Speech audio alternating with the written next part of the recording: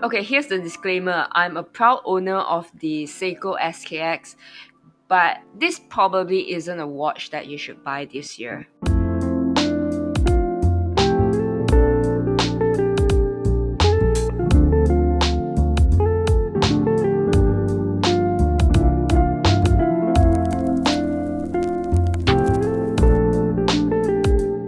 So first of all, some background story. This was actually my real first proper watch. I decided to get an actual watch to celebrate the beginning of my huge and very drastic career change at that time.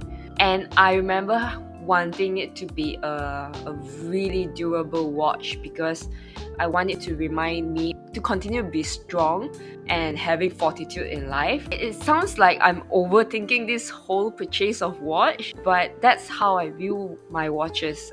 Each watch, it has its own meaning and each piece means a lot to me. So back to the story, I wanted a durable watch, right? So I then stumbled across the SKX. When I found out about this watch, I was looking at the SKX007 or SKX009. Their case size is 42mm, and to be honest, I was feeling a little bit meh towards those two watches. I don't find them to be attractive, but I was very intrigued with this SKX013. Basically, it's a smaller dial, so it looks exactly the same as the SKX007, except probably the second hand. It has this arrow marker, while the SKX007 has this lollipop second hand, which I didn't really like it, so I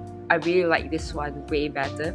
So this smaller version of the SKX comes at 38mm with a steel case of 13mm thickness. It's pretty thick if I were to be honest. It has 200 meters of water resistance, Hardlex crystal, a screw down crown, and inside you have the famous old but reliable movement 7S26.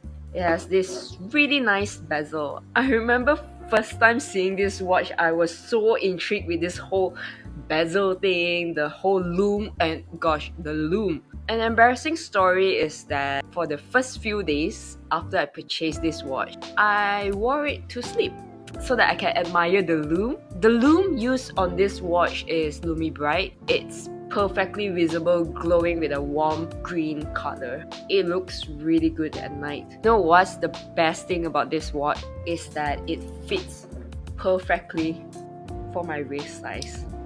Look at it.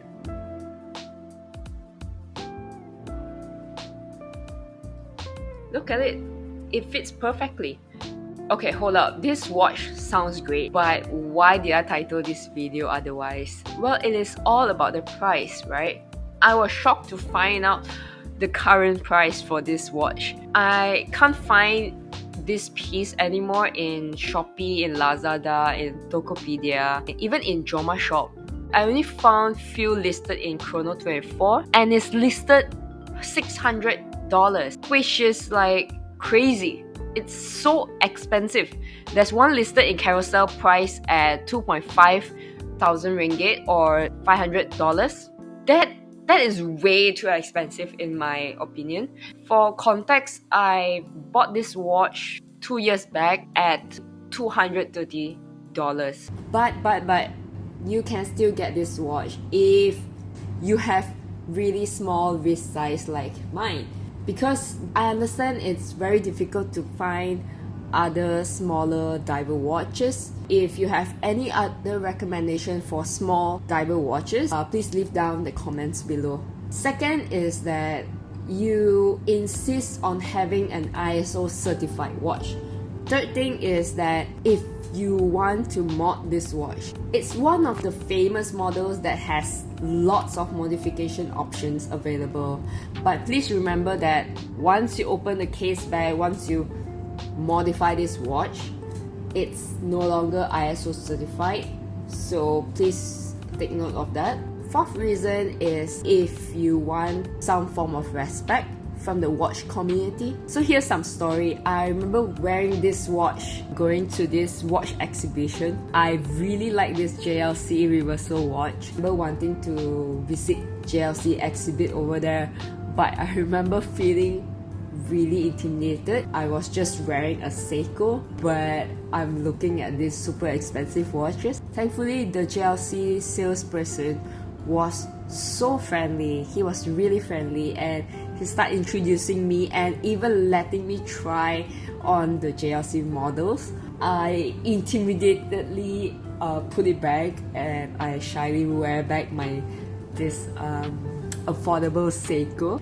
But then he told me to just wear it with pride because this is such an iconic watch. He told me that he used to wear this watch for diving. He literally went diving with this watch and it still works. So yes, it is truly an ISO certified diver's watch. Although he has Rolexes, he has JLC, he has IWC, but this watch is still his favorite. He has the SKX009. So the conclusion of the story is that if you want some form of respect from the watch community, get this watch because it's that famous and iconic. The fifth reason that I can think of for you to purchase this watch is that if you want to sell it in the future, because right now it's hardly available. I was trying to check out the current prices in Malaysia, in Joma Shop, in international even shopping platform, but I can't find any except probably some in Chrono24. I'm not speculating, but I'm just saying probably in the future it will worth more. I'm not sure, but just take it with a pinch of salt. Look, the conclusion is that this watch is such a personal watch to me. It was a really good buy and I really have no regrets whatsoever. But I just think for its price now, it is not as worth it as before. But let me know down the comments below, what do you think? Is it still worth buying this watch, or is there any other alternative?